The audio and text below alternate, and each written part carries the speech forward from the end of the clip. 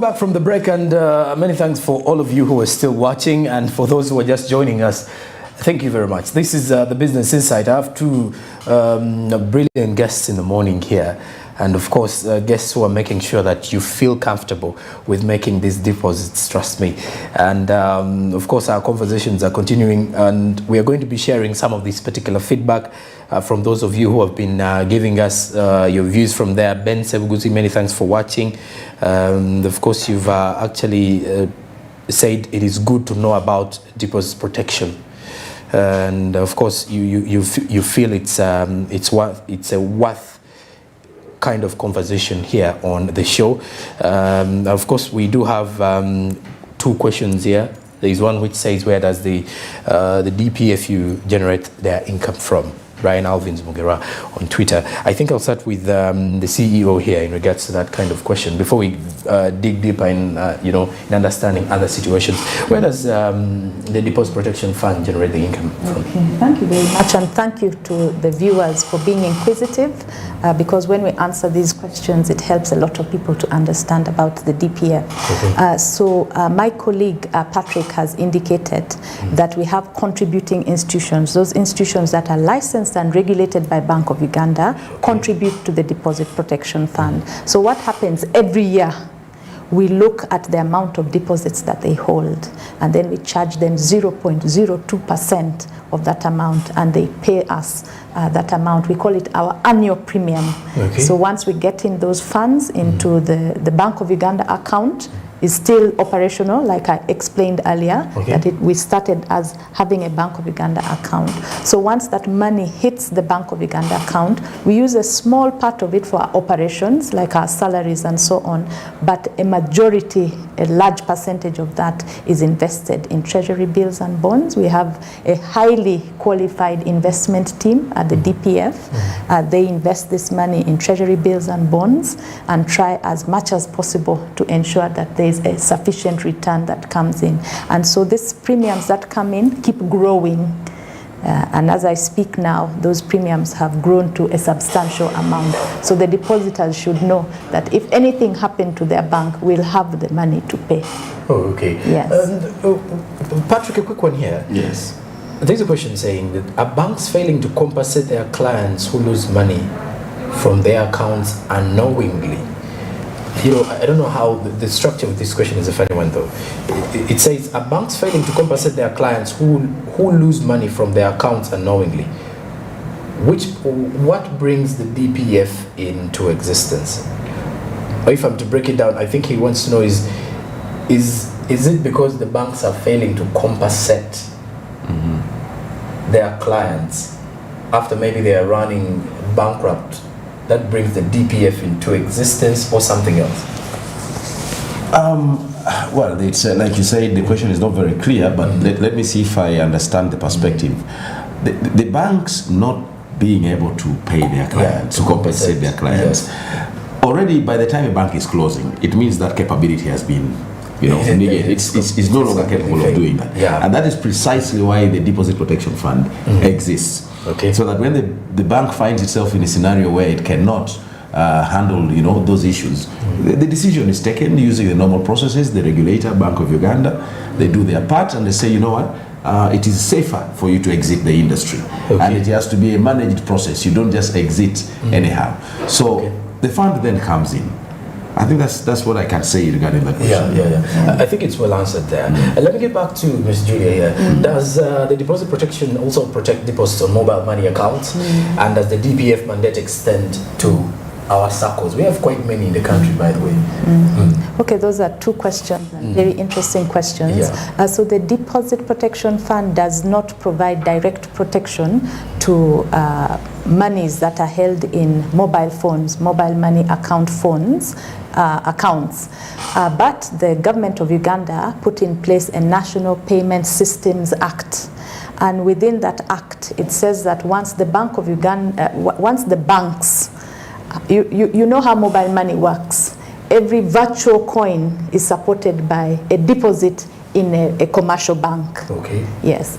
So if a mobile money company fails, there is money in the commercial bank. So what will happen is that those commercial banks are advised that that money cannot be lent out into loans.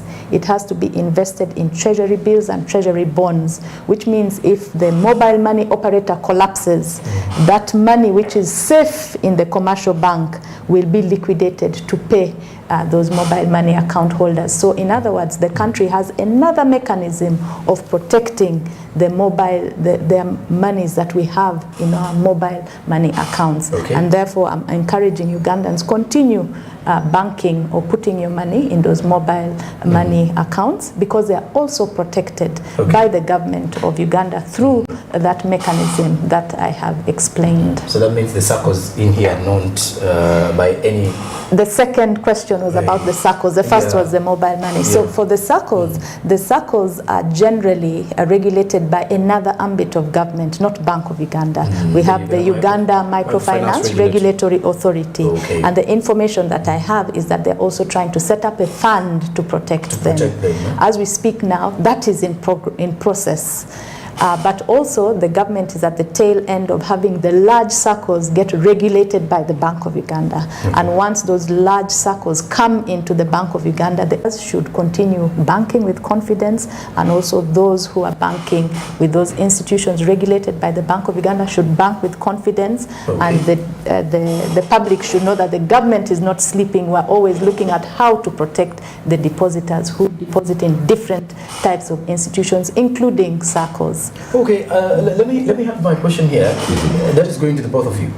And this one is relating to the dollar and other foreign currencies, mainly. Are they also covered? And if so, up to how much is covered in regards to, or we just transact them, that, or we just immediately change it to from Ugandan shillings to dollars? Okay, so Sonko, I think you should have been a staff member of the DPF, because you've already answered that question. Indeed, that is what happens. And we should continue still depositing. If we have foreign denominated accounts, that is still okay, because we protect that. We cover it. And we do exactly like you have said. We convert it into shillings and then pay you up to the 10 million. And we convert at the rate on that date when the Bank of Uganda closed the bank. So that's the rate we shall use to convert, and we organize to pay you that money. Okay. Yes. I think then Patrick won't answer that. It has already been answered. Patrick, let's try to break this down for my local people. You know, the idea about Ugandans getting into the banking sector is a different one. It's a different hustle. Some of us were interested in banking right from university first year, because banks started coming through the first few weeks of banking. And of course, we bought the idea of getting into this. If you are as an individual trying to encourage any person to bank and assuring them of the safety of their money, what would be the words you would use? First and foremost, save your assets, save your resources. Because if you put your money in a properly regulated institution, that is the guaranteed safety net. We have seen houses go up in flames with people's monies in them. Unfortunately, we have seen business people moving huge sums of money lose all that. And there is no reprieve. There's nowhere to run to. Well, investigations may happen, but you cannot be very sure. So for the common person, I think what is important is, let me share the simple analogy with you.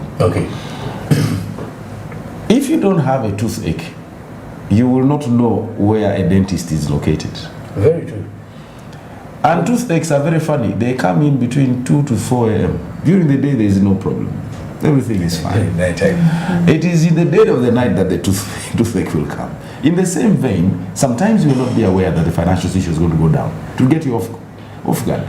So it is very important that rather than keep your money where, should anything happen, you totally lose out, I think it would be smart to encourage our people that, it is better you keep your money in a safe place, knowing very well if anything were to go wrong, DPF is coming in on hand. And if DPF gives you part of the money, there is a liquidation process that will still follow. Ultimately, you don't lose out completely. So our duty as the fund is, we are doing everything possible to try and inform the public and make them aware of the benefits of keeping their money in properly regulated institutions. Of course, there are some institutions out there that may not necessarily be the best. We have heard of fictitious institutions, people have been defrauded. The public needs to know that before you put your money in an institution, do due diligence. Ask around, confirm, are they actually a regulated institution or not? Ask for their licenses. Who regulates you? Is it UMRA? Is it BOU? Can I see? Because as already mentioned, majority of people have very little money. Okay. And if they lose that money, the livelihood of the homestead is hit for a very long time. Okay, and Patrick, back to you again here. Yes. What happens if the depositor's information is not up to date when the financial institution fails or is closed? Maybe we should start with what information needs to be updated. Okay. Already there's been an allusion to that. The unique identifier for all of us is your national ID. So it is very important that your name, your national ID number, is up to date. We also request that you have a mobile number registered in your name. Okay. Okay? That's very important. We no also alternative, no nothing. You see, if it is registered in somebody else's name, then it's going to become problematic because the unique identifier starts getting lost. Yeah. We have also mentioned that we encourage depositors to have alternative bank accounts. So if you have an account, primary account A, we'll request that you give us an alternative. These are the primary information that we like you to have with your financial institution. Now, at the time of paying you, it becomes very easy for us because the name says this is, Sonko, and we confirm. So the net implication is you will be served very fast. Okay.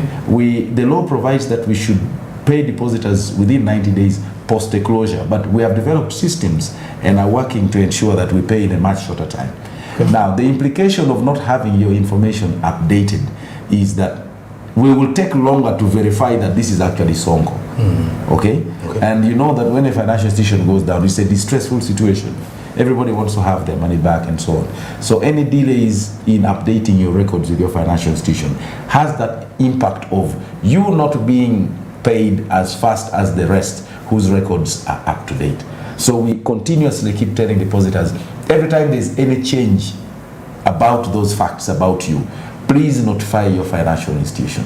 Okay. And just to add that we don't want depositors to start making long lines in front of the bank. We want depositors to relax. Your bank has been closed, relax in your house, and you get your money on your mobile phone, or you get it in your alternative bank, so that you don't go through the stress of going looking for transport, standing in the sun, making long lines, making it very inconveniencing for you, the depositor. And getting knocked on the road or something. Probably getting knocked on the road because you're not thinking straight. Yes. So give us that information. Give your contributing institution or your financial institution that information so that we can use that to make your life easy in that unlikely event that the Bank of Uganda closes your bank.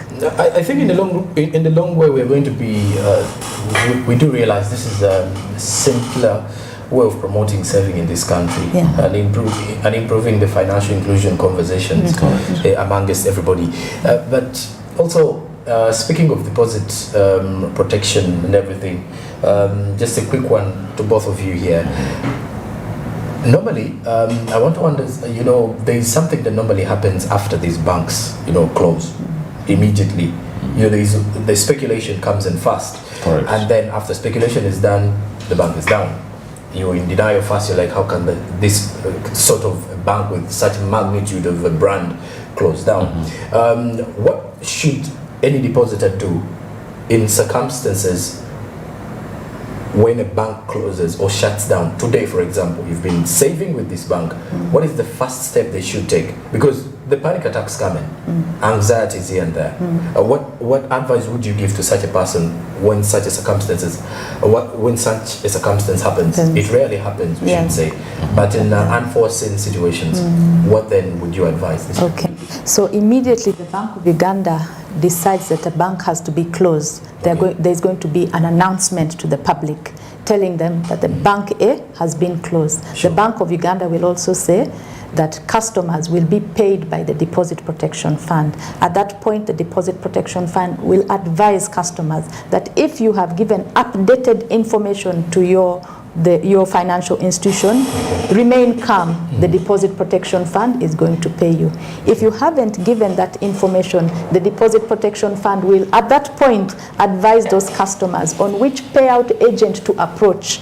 Because once we are not able to pay you through mobile money, because we don't have that information, we'll work with another bank that is live, an existing bank, and channel the money that we need to use to pay. We'll channel that money to that bank A or B, that is now our agent bank, and we'll ask those depositors who haven't updated their information to approach those, what we call the agent banks. So it's important for the public to remain calm if the Bank of Uganda decides that they're going to close your bank. Do not start panicking and rushing to even other banks that have not been closed, because that is how we can cause a financial crisis. Ourselves, we can cause a financial crisis and put the whole country in jeopardy. So remain calm. The Bank of Uganda will give the instructions, the Deposit Protection Fund will give instructions, and you will get your money in good time. Okay. Yeah, just to add that credibility of the source of information in such a situation is very important. You know, social media is now like a forest. Everybody becomes an authority on anything, anytime. Everyone has different information. Somewhere not very far from here, a bank practically closed because of a tweet. Started on Twitter, and before you know it, it created problems. So we encourage depositors that in such a circumstance, over and above staying calm, ensure that you get information from the credible sources. Of course, in such a scenario, my office will be working in overdrive mode to ensure that there is a source of confidence in the information that the public receives. The Bank of Uganda will do its part, share the information. As DPF, what also concerns us, we ensure that we deliver the information through the right channels. And so what we're simply saying is, rumors in such a situation, if you pick everything and carry with it, you'll get a heart attack. And just to add on to what Patrick has said, even when the banks are operating very well, people always like to come up with rumors. And I think you have lived to see a lot of rumors. And you have lived to see that none of those banks have actually closed. The Bank of Uganda, sometimes when it is a strong rumor, will come out to say that that is a rumor and the bank is okay. And we have seen banks continuing to operate. So it's important for the public not to listen to those rumors, as my colleague has said. Because those rumors, usually they are perpetuated by people who want a bank to collapse.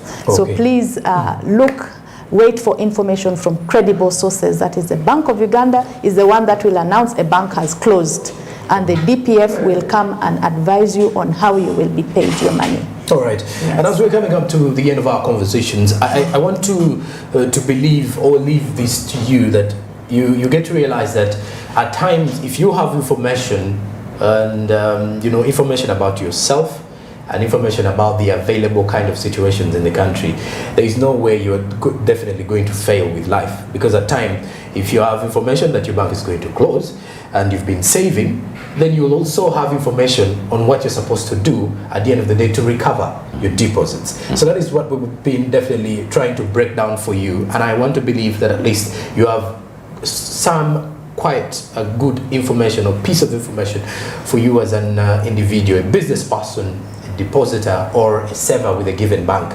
in this country. Of course, as we're summing up though, I'll get back to Patrick Ezaga, who's the Director of Communications at the Deposit Protection Fund. Yes. Your parting shots here. I think my parting shots will be more of an emphasis that we would like to encourage depositors to ensure that, one, your records should be up to date. If you have gotten a new telephone number or whatever it is, inform your bank. Secondly, make sure that you move your money from wherever it is, bring it to the formal sector. If anything were to go wrong, it is easy to protect you. And so it is important that for us to be able to come forward as DPF to pay you your protected limits, we need up-to-date information, and there's all the time in the world to ensure that your information is updated. There is a tendency for us Ugandans to wait for the last minute. When there is a problem is when there is a rush for these things. But during peace times like this is a good time. Take the opportunity. It takes a short while. Go update your records whenever there is any change. So my appeal to depositors across the board, and by depositors we mean both individuals. You know that even companies with the company accounts are depositors. and there's information that they have to provide. So sometimes the leadership in the institution changes, and then nobody bothers to go and update, because somebody's, has missed a step. Ultimately, the long and short of my story is correct and up-to-date information is the primary information we need to ensure that we do our part as mandated by law. Ms. Julia, before we even go into your part insurance, are international banks mandate, are they also part or under the DPF? Yes, as you know, in Uganda, yes, you can't operate a branch, you must operate a subsidiary. Yes. So all these international banks you hear, like Stanbic, Standard Chartered, absolutely, they are all subsidiaries, and they are registered and licensed by the Bank of Uganda. So even if they have international partnerships or international owners, they are Ugandan because they are regulated, licensed by the Bank of Uganda, and all of them contribute to the deposit protection That's why they fund. are the Ugandan encryption. Yes, of Uganda. Standard Chartered Bank of Uganda, Stanbic of Uganda, they are all licensed, regulated by the Bank of Uganda, and they all contribute to the deposit protection fund. So depositors are free to choose any of the banks that they would like to bank in. And now that brings me to my parting shot. Exactly. That there are a lot of banks operating. And deposit insurance, like my colleague has indicated, is largely for the small, unsophisticated, uninformed depositor. It means that if you have balances which are above 10 million, you are not a small depositor. What does it mean? For you, Sonko, who might have above 10 million, you have to monitor who has above 10 million. If he doesn't have, he's going to have above 10 million. You have to monitor the performance of your bank, and it's the reason why the Bank of Uganda asks all the contributing institutions to publish their financial statements in the newspapers, national newspapers, nationally circulated. So for you, a depositor, if you have above 10 million shillings, use some of that small money. If you don't understand financial statements, get an accountant to just read for you. How is my bank performing? Are we making profits? Are we making losses? What do you advise me to do? So that you make informed decisions, because the Deposit Protection Fund covers mostly those who are uninformed and small, sophisticated, vulnerable depositors. If you don't fall within that, you have to do something for yourself to get out of that category and put your money where you feel the bank is performing to your expectation. Okay. Yes. All right. Deposit protection and the mandate of the Deposit Protection Fund. Our conversations, discussions were all rotating around that particular topic. It has been the Business Insight. My two guests, I definitely had Patrick Ezaga, who is the Director of Communications from the Deposit Protection Fund. Many thanks for joining us, sir. And also on the other hand, I had Julia Claire Olima, who is definitely the Chief Executive Officer of the Deposit Protection Fund of Uganda. Many thanks for joining us this morning. And well, to our viewers, wherever you've been catching us from and watching, many thanks for joining us. If you missed where we started from, you can go into our YouTube channel, Smart24 TV, and definitely catch an entire review of this entire program this particular morning to understand more when it comes to deposit taking, rather Deposit Protection Fund in the country. Well, as we are signing out as well, remember to follow us on our socials, Smart24 TV on Twitter. Remember that you can as well download the Smart Digital app, and you can easily watch Smart24 TV wherever and whenever you want. That is by downloading it on the iOS and of course on the Google Play Store. Remember, you can as well stream NBS Cordeo at the same time using the Smart Digital app. Same applies to Smart FM. And of course, remember, GOTV, we are channel 320, DSTV is channel 372, and we are on free-to-air decoders, Smart24 television. As I'm signing out though, remember to invest and grow your investments with the Zabo platform. *292# is the USSD code that you need to use to kickstart off your investment. So today, if you haven't registered with the account with the app yet, use your national identification number and in the next 24 hours you'll be eligible to invest in government bonds and other securities. For the government bonds, you only need 15,000 Ugandan shillings to kickstart off your investment.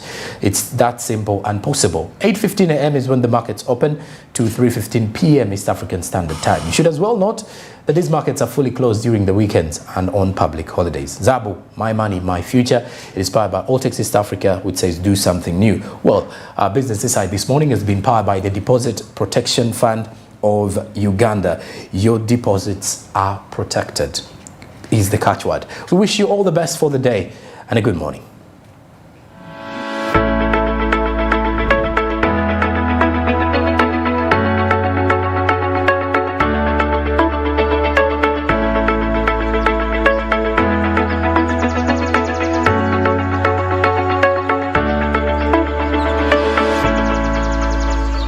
Up next on Smart 24 TV.